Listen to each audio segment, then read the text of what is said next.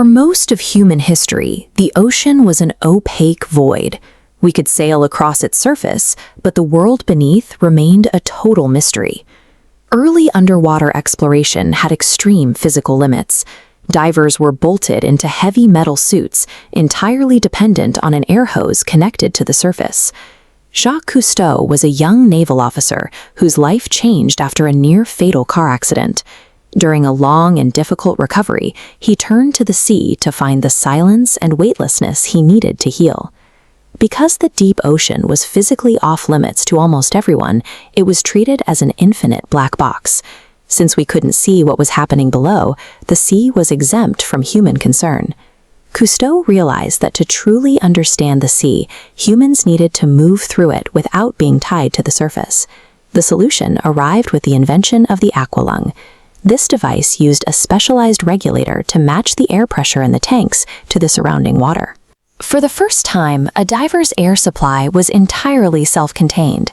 This invention took underwater exploration out of the hands of industrial crews and made it accessible to the public. But by solving the problem of human survival, Cousteau stripped away the ocean's natural defenses. The world's most remote ecosystems were suddenly exposed to human reach. Cousteau knew that physical access alone wouldn't change public perception. He had to figure out how to broadcast the underwater experience to a global audience. He used specialized waterproof housings to protect cameras from the crushing pressure of the deep. He turned his ship, the Calypso, into a mobile laboratory and film studio, capturing marine life never before seen by the public. He turned marine science into high-stakes storytelling. Wearing his signature red cap, Cousteau became a symbol of exploration for millions. His media strategy worked. He convinced people to love and value an environment they had previously feared or ignored. Cousteau's films proved the deep ocean was both accessible and teeming with resources. This exposure turned once hidden ecosystems into targets for industrial fleets, who repurposed exploration technology to exploit waters that had been naturally protected for millennia. Even his early expeditions caused damage. In the rush to document the unknown, early techniques disturbed the very habitats they tried to study. As human access increased, the environment began to deteriorate.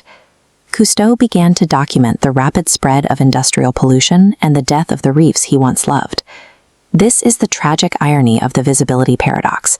The tools that allowed humanity to fall in love with the ocean also made its destruction possible. After years of seeing the damage firsthand, Cousteau changed his core mission. He realized that exploration without protection was ultimately a destructive act. He used his massive media platform to shift the conversation. His broadcasts stopped being about the wonder of discovery and started focusing on the threat of ecological collapse.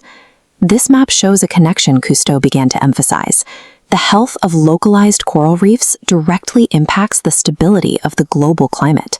When these ecosystems die, it triggers a chain reaction that affects the entire planet. Cousteau redefined the role of the explorer. He moved from being a conqueror of the deep to being a defender of its most vulnerable species. His warnings reached a global audience and helped launch the early environmental protection movements that we recognize today. He destroyed the illusion that the ocean is too big to be harmed. Because of his work, we can no longer pretend that the sea is an infinite, unbreakable void. Revealing the truth of the underwater world creates a permanent responsibility. An unseen world is easy to ignore, but once it is made visible, it must be protected.